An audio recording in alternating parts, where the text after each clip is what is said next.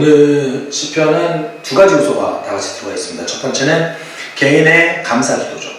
감사 기도가 들어가 있고요. 두 번째는 이제 현재 도움을 구하는 시가 같이 들어가 있어요. 어떻게 보면 시점으로 봤을 때는 과거와 현재를 좀 망라하고 있습니다. 그러니까 과거에 내가 하나님께 도움을 받았던 그 경험에 대한 찬양 또는 간증, 이것이 첫 번째 파트를 이루고 있고요. 그 두 번째는 실제적으로 현재로서 하나님께 도움을 구하는 그것들, 도움을 구하는 그 어떤 요청들, 그런 것들이 이제 같이 있는 거죠. 이제 과거에 성경을 연구했던 분들은 그래서 이제 시편 40편이 A 파트, B 파트로 나눠져 있어서 사실은 두 개의 시편이다라고 얘기했었어요. 근데 요새는 조금 더 통합적으로 보려고 노력을 합니다. 왜냐면 두 개라는 증거를 발견할 수 없기 때문이죠. 어떻게 증거를 찾을 수가 없어요. 하나라는 증거도 찾을 수 없지만 두 개라는 증거도 찾을 수 없어요. 우리가 참 재밌는 거는 직접적인 증거로서 다윗 왕이 존재했다는 증거도 없습니다. 솔로몬은 나왔어요. 솔로몬은 이제 고고학적 자료로 나왔는데 다윗 왕에 대한 기록이 성경에는 없어요. 그거를 이제 찾고 있습니다. 여러분 가끔 보면 뭐 조금 격가지 같은 얘기인데 기본 상식에 들어가는 것 중에 하나인데 이제 우리가 밭에 감추인 보화 비유 보시면 좀 이해 안 가지 않으세요? 그거 남의 건데 그렇잖아요. 그러니까 감춰놨다가 다시 그 땅을 사서 자기께 된다는 게 너무 이해가 안 되잖아요. 납득이 안 가지 않으세요? 아 지금 예수님 도둑질 가르치네 이렇게 혹시 보이지 않으십니까? 저만 그렇게 의심했을 수도 있어요. 이게 뭐지? 이게 도둑질 아닌가? 그게 아니라 그 유대인들 그 가나안 땅이요 전쟁이 워낙 많은 지역이라서 그 예루살렘도 마찬가지로 초토화된 적이 많아요. 그러면은 그거를 재건축할 때 어떻게 할까요? 다 깨끗하게 청소한 다음에 건물을 다시 짓는 게 아니라 그 위에다 흙을 그냥 덮어버려요. 그 위에다 흙을 덮어버리고 그 폐허 위에다가 다시 짓는 거죠. 그래서 예루살렘이 지금 파도 계속 뭔가 나오고 있어요. 마치 지층이듯이 파도 그 어떤 흔적들이 계속 나오는 거예요. 그래서 이번에도 하나 발견된 유물들이 좀 크게 발견됐대요. 근데 그게 이제 요번은 아니죠. 좀 발굴을 긴 시간 동안 하고 있어요. 혹시 다윗의 흔적이라고 이제 여겨지면서 발굴하고 있습니다. 네. 그 말은 이제 뭔가 파니까 또 나왔다는 얘기인 거죠. 네. 밭에 감추는 것도 마찬가지예요. 원래 파는 자기 거예요. 파서 발견한 사람 겁니다. 땅 주인 게 아니에요. 발견한 사람 거예요. 그래서 미리 묻어놓고 그 땅을 사버린 거죠. 나름 그 양심적인 거죠. 그렇게 봤을 때는. 오늘 이제 그만큼 가나안 지역이 어떤 그 고초가 많은 지역이에요. 왜냐면 그 무역의 중심지 역할을 했기 때문에 그곳에서 아무래도 이제 상인들이 워낙 많이 돌아다녔거든요. 왜냐면 위에 메소포타미아 문명과 아래에 있는 그 이집트 문명이 서로 무역할 수 있는 도로가 가나안 지역을 반드시 지나쳐야 됐습니다. 오죽했으면 요시야 왕이 그 무기도에서 파라오한테 죽었겠어요. 파라오가 그 메소포타미아를 치러 올라가는 도중에 요시야 왕으로 죽는 거거든요. 그렇듯이 굉장히 고초가 많고 어떤 전쟁이 많은 지역이다 보니까 아무래도 그런 원수와의 다툼, 싸움 이거에 대한 시편이 많이 있죠. 그리고 고초를 겪는 어떤 그런 것들이 많이 있습니다. 오늘 본문도 이게 왕이 있었는지 그냥 일반 시인이 있었는지는 아무도 알 수 없지만 적어도 과거에 굉장히 큰 어려움을 겪은 한 사람이 이제 그 어려움을 구원하여 주시는 하나님에 대해서 노래하는 시예요. 동시에 그 어려움을 구원해 주셨던 그 하나님을 의존해서 새롭게 하나님께 간청하는 시이기도 합니다. 그 두 가지가 같이 있는 거죠. 첫 번째는 하나님께 감사하는 거. 예전에 저를 구해주셔서 감사합니다. 그 예전에 구해주셨으니까 이제 지금도 구해주세요. 이렇게 노래하는 시인 거죠. 그래서 1, 2절에 이렇게 얘기하고 있죠. 내가 간절히 주님을 기다렸더니 주님께서 나를 굽어보시고 나의 울부짖음을 들어주셨네. 주님께서 나를 멸망의 구덩이에서 건져주시고 진흙탕에서 나를 건져주셨네. 내가 반석을 딛고 서게 해주시고 내 걸음을 안전하게 해주셨네. 1, 2절 굉장히 유명한 구절인데 이렇게 보니까 사실 잘 모르시겠죠. 꿈이 있는 자유 혹시 라는 CCM 찬양 가수를 좋아하시는 분 있으실 수 있는데 시편 갖다가 찬양곡을 많이 만들었어요. 그래서 이런 곡이죠. 나를 기가 막힐 웅덩이와 수렁에서 건져주시고 나의 발을 반석 위에 두사 경고케 하셨도다. 이렇게 하니까 아시겠죠? 나를 기가 막힐 웅덩이와 수렁에서 건져주시고 나의 발을 반석 위에 두사 경고케 하셨도다. 모르실 수도 있어요.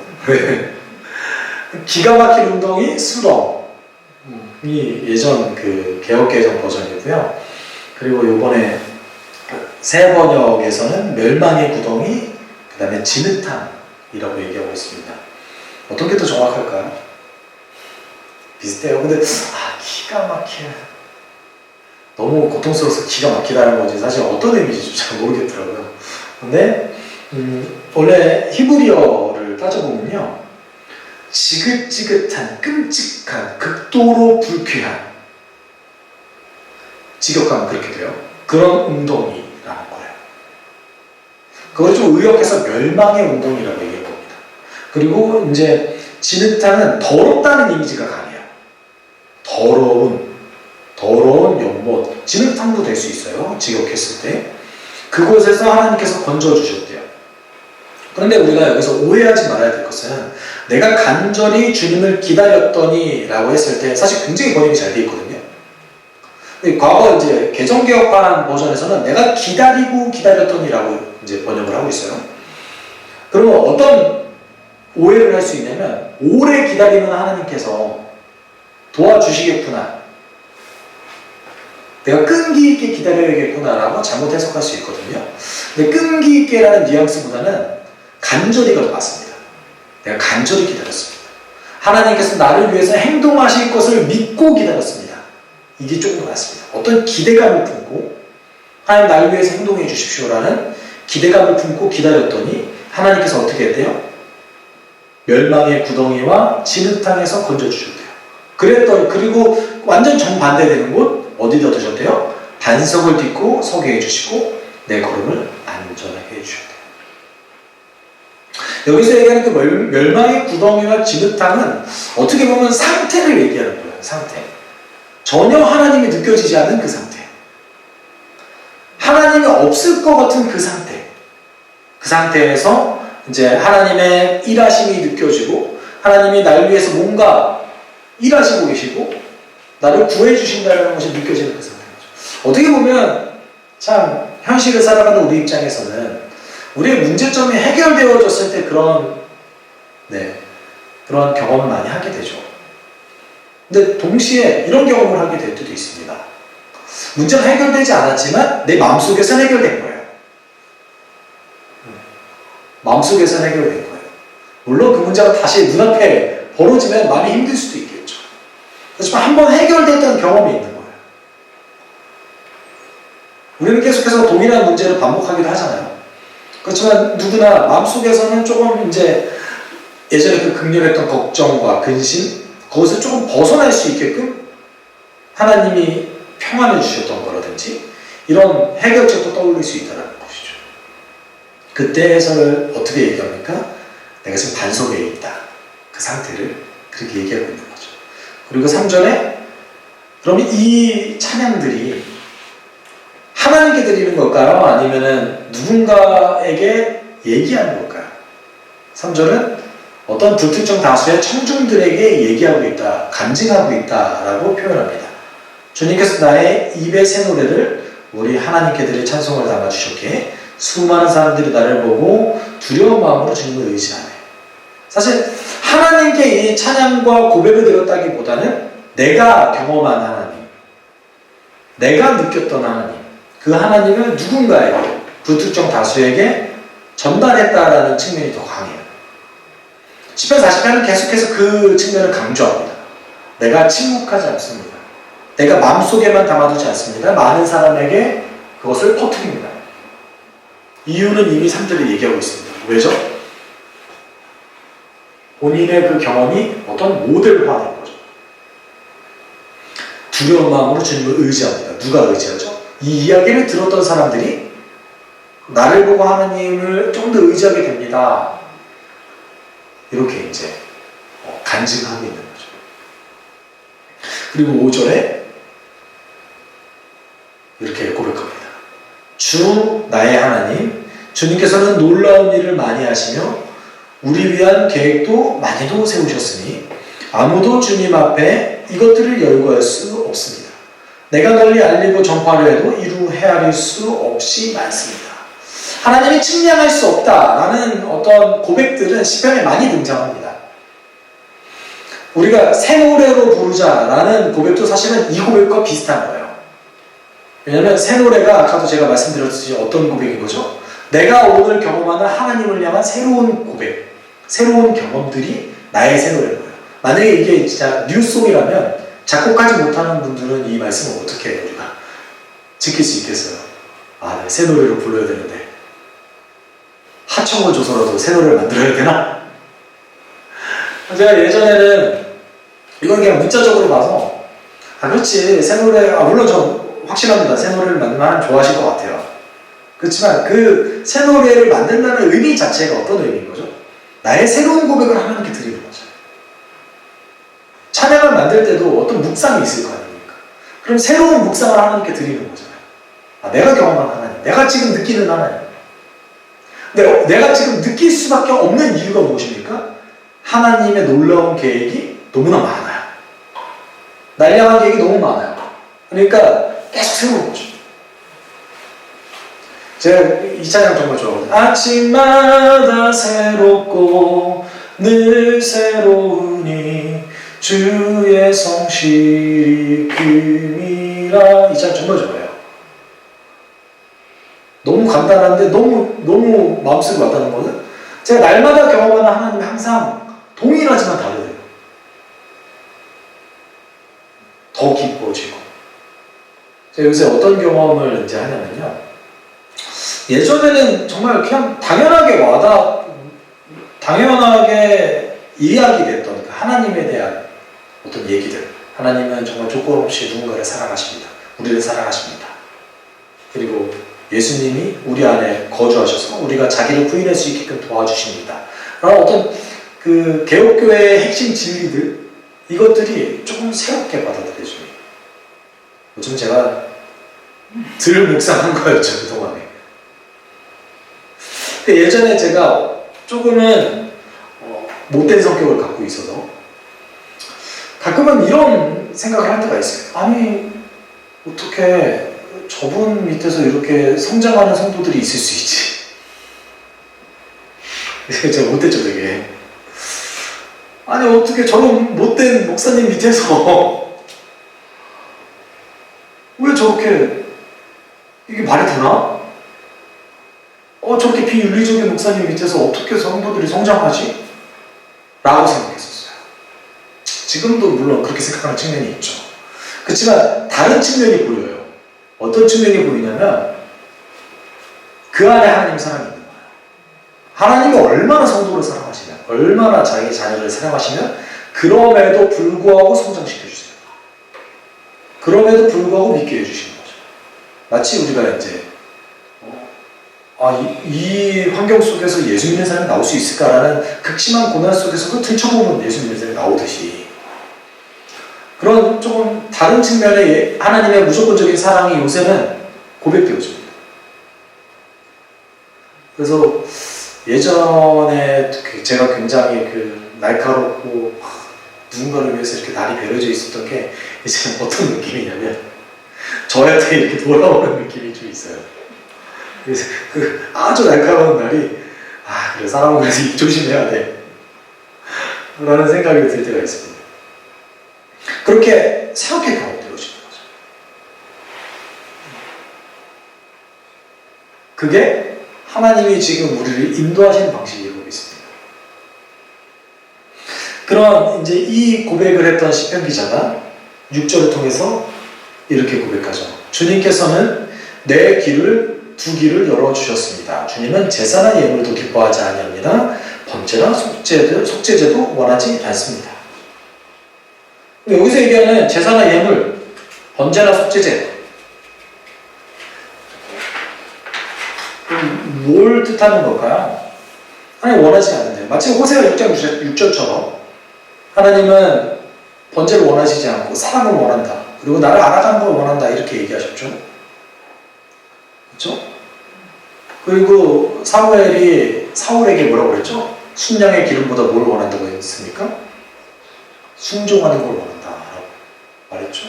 좀 비슷한 뉘앙스인 것 같은데 조금 더 우리가 짚어보면, 그러니까 제사라고 얘기하는 그 히브리어 단어가 공동 식사를 말할 수가 있어요. 공동 식사의 가능성이 매우 높습니다. 그래서 제바흐라는 단어인데요.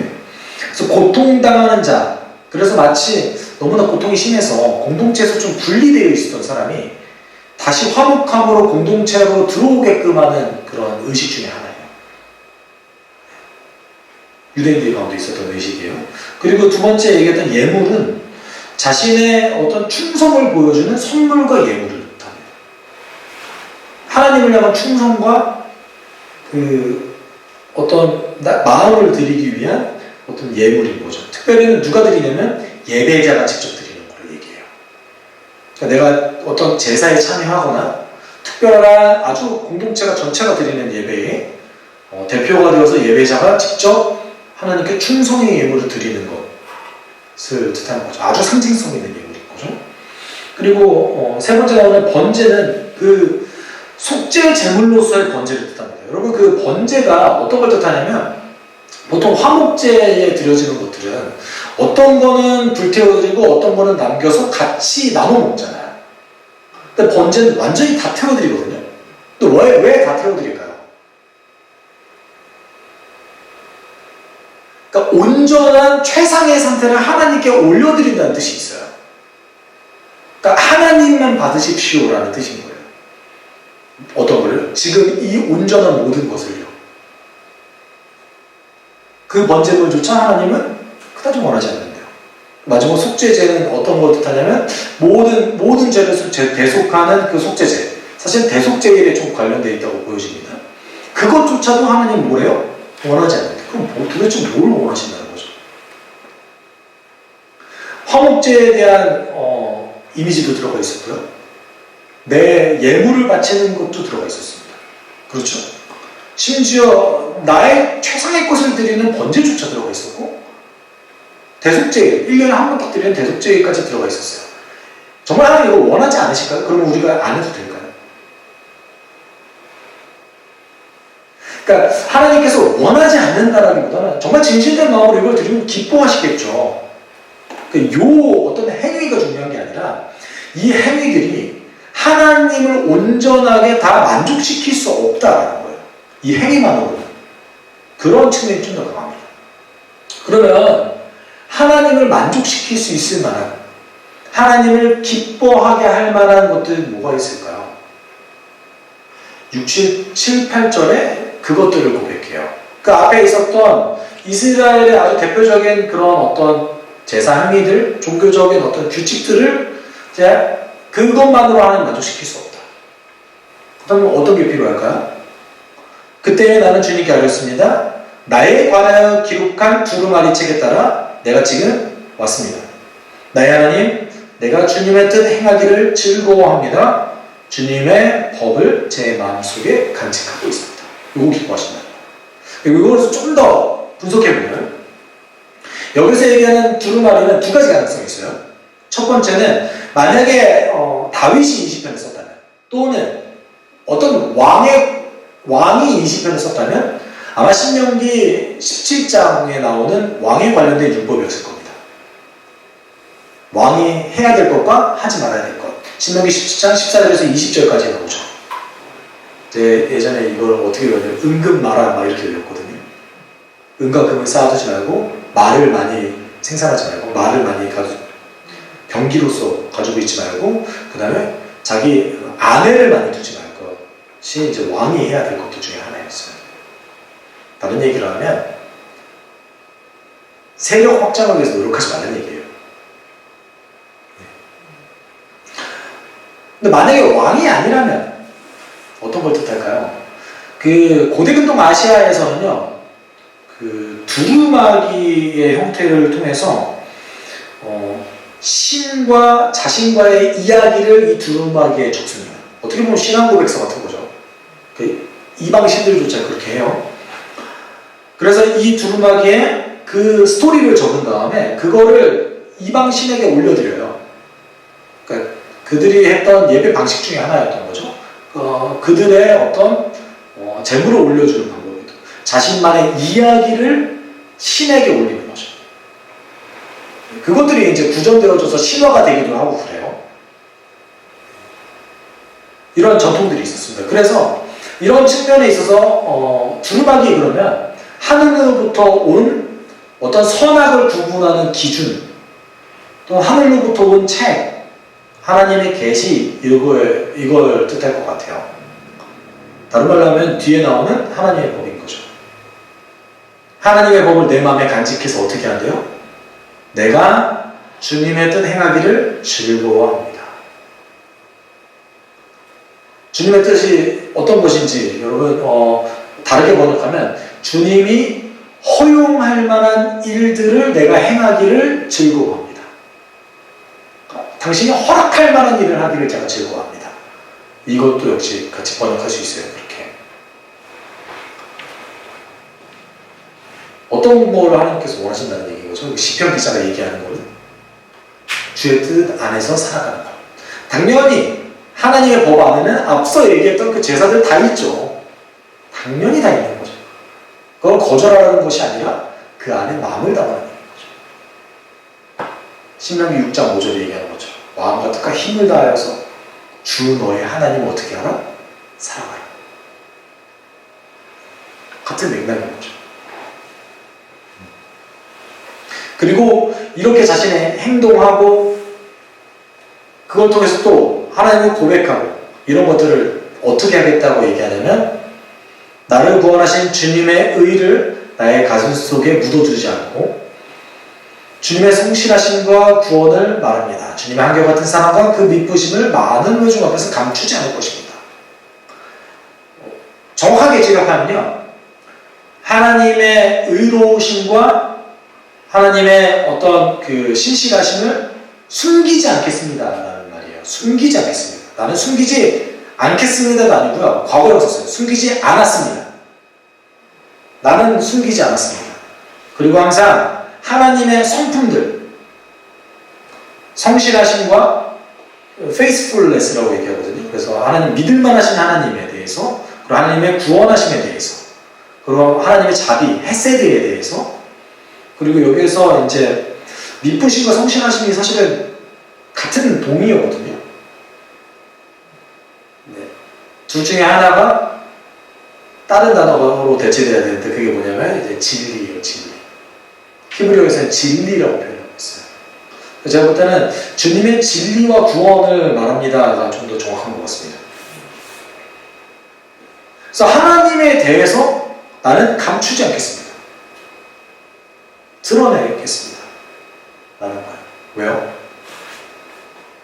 이게 하나님 기뻐하시니까. 여러분, 하나님의 성품을 누구보다 하나님 스스로가 잘 알고 계시잖아요. 그런데 왜 우리의 입을 통해서 하나님의 성품이 드러나길 원하실까요? 너무 약간 자아도취 아닙니까?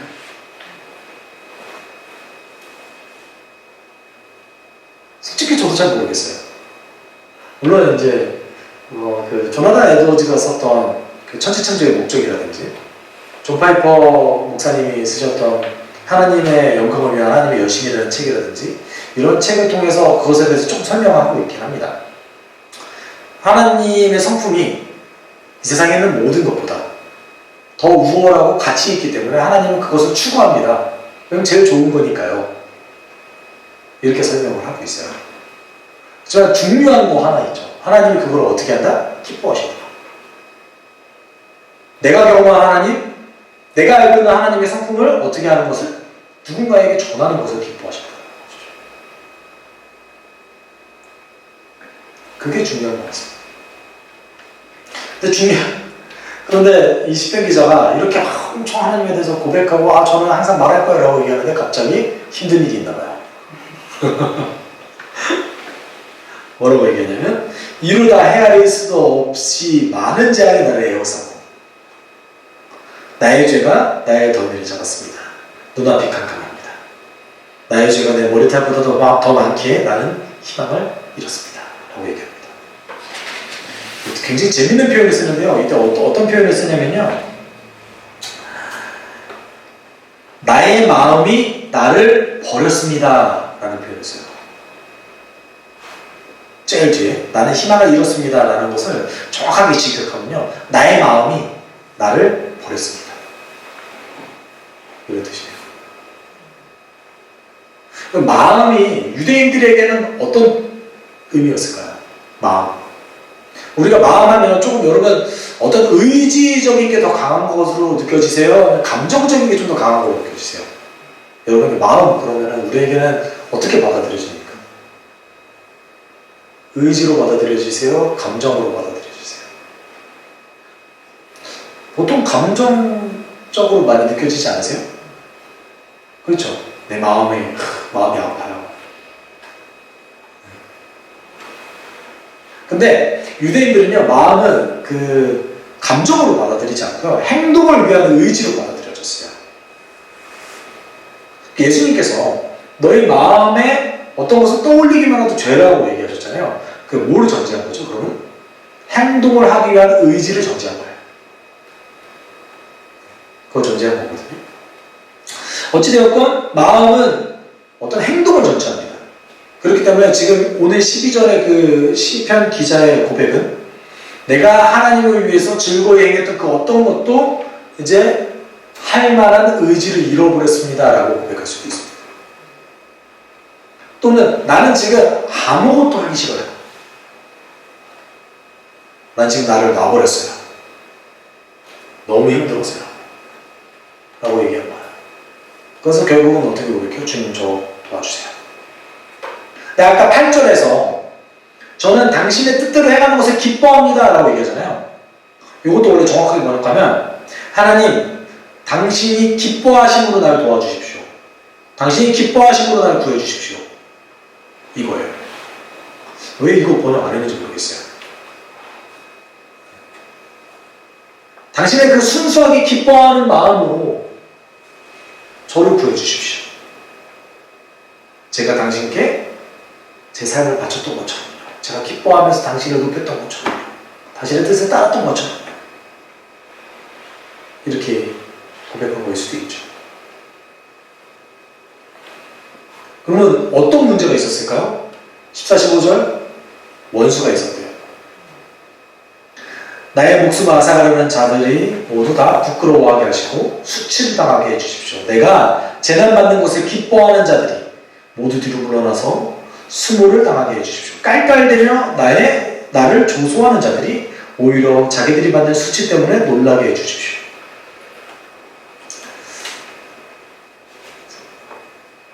제가 원래 제 얘기 많이 하진 않는데 아내 얘기 잠깐 하는 거예요. 아내가 어제 제 학원 분들이랑 식사 자리를 잠깐 가졌대요. 저녁에 이제 저녁을 같이 먹고 이제 저녁 먹으면서 이제 술을 드시는 분들도 꽤 있잖아요. 근데 그렇게 이제 뭐 자유롭게 이렇게 하고 있는데 그 자리가 너무 불편했다는 거예요. 근데 그 이유는 사람들이 술을 먹기 때문에 불편한 게 아니라 처음부터 끝까지 모든 대화가 누군가를 욕하는 대화더래요. 처음부터 끝까지 모든 대화가 누군가를 비난하고 욕하고 조롱하고 이런 대화들만 계속 있더래요. 그래서 그러다가 아니 이게 뭐지? 라고 생각이 잠깐 들었대요. 그럼 동시에 그 곳에 소속되어 있는 그곳의 그룹에 있는 모든 사람들은 본인들도 가능성이 있는 거잖아요. 아, 내가 자리에 사라지면. 여러분, 이런 관계 속에서 어떻게 우리가 사랑을 느낄 수 있겠습니까? 오늘 14, 15절에서 얘기하는 누군가의 아픔을 조롱하는 자들, 깔깔대며 조소하는 자들, 이런 곳에서 절대 위로를 얻을 수 없죠. 힘들 때 기쁨을 얻을 수 없죠. 가뜩이나 힘들어서 어떤 걸 할 의지조차 없는데 그래서 조롱하고 있어요. 얼마나 괴롭고 힘들까. 그래서 시편 기자는 그렇게 얘기하는 거죠. 나를 지금 나의 고통을 즐거워하는 저 사람들, 나의 고통을 가십거리를 여기는 저 사람들, 하나님, 쟤들 좀 어떻게 해주세요. 어떻게 보면요, 여러분, 하나님의 법칙을 어겼을 때 우리는 그 하나님의 법칙을 어긴 거에 대한 현재적인 심판을 받습니다. 그렇죠? 누군가를 조롱하는 거, 누군가의 고통을 즐거워하는 거 하나님은 원하시지 않은 일이잖아요. 내가 고통당할 때에 통일한 일을 경험하게 되는 거죠.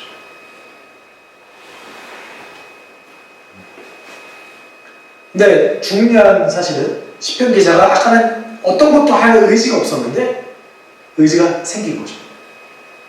하나님을 찾고 뭔가 부르짖어요. 그리고 이제 소망을 노래하기 시작합니다. 그러나 주님을 찾는 모든 사람은 주님 때문에 기뻐하고 즐거워할 것입니다. 미래형이에요. 지금 현재 즐겁지 않은 거예요. 주님께서 구원하여 주시기를 바라는 사람은 쉬지 않고 이르기를 주님은 위대하시다 할 것입니다. 그런데 중요한 사실은 뭐예요? 내가 지금 이런 감정도 아니고 기쁘지도 않고 내가 현재 하나님의 위대하심을 정말 느끼지 못하는데 어떻게 하고 싶다는 거예요? 그러고 싶다라는 고백인 거죠. 그러고 싶습니다. 13절에 나는 불쌍하고 가난하지만 주님 나를 생각하여 주십시오. 주님은 나를 돕는 분이시오. 나를 건져주시는 분이시니 나의 하나님 지체하지 말아 주십시오. 어떻게 보면 시편의 그 끝부분이 결론이 없는 것 같아요. 해결된 게 없잖아요. 고통 중에 끝났어요. 근데 왜 여기서 끝났을까요? 하나님을 찾기 시작할 때 해결의 실마리가 이미 주어졌기 때문에 그렇습니다. 아무것도 할 수 없었던 내 마음에 나를 버렸습니다 라고 얘기했던 그 시편 기자의 고백이 어떻게 다시 돌아왔어요? 하나님, 저 당신을 향한 기쁨을 느끼고 싶어요. 당신을 다시 위대하다 노래하고 싶어요. 이 말이 또 어떤 말일까요? 1절부터 11절까지 얘기했던 나를 구해주셨던 하나님을 찬양했던 그거를 내가 또 찬양하고 싶어요. 그때도 구해주셨듯이 지금도 구해주세요. 내가 그 찬양을 다시 하겠습니다. 하나님의 성품 내가 다시 노래하겠습니다. 많은 사람 앞에서 당신이 나를 어떻게 구해주셨는지 그걸 통해서 내가 당신의 뜻을 어떻게 따라가기 위해서 결심하고 살아갔는지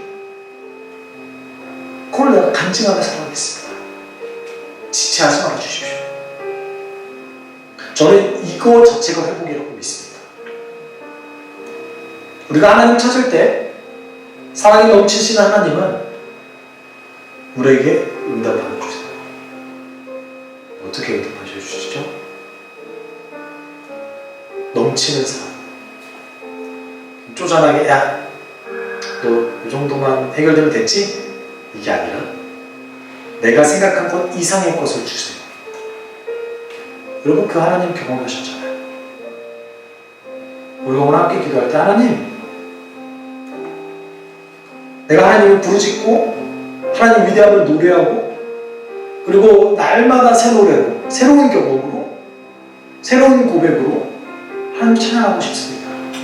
그 풍성한 그 삶을 누리고 싶습니다. 주님 도와주십시오. 우리가 이렇게 함께 기도하도록 하겠습니다. 사랑이 풍성하신 하나님 아버지 감사합니다. 우리 가운데 주님의 은혜를 부어주셔서 하나님 우리가 들을 건너게 되고 오늘 시간 기적을 보내주셔서 과거의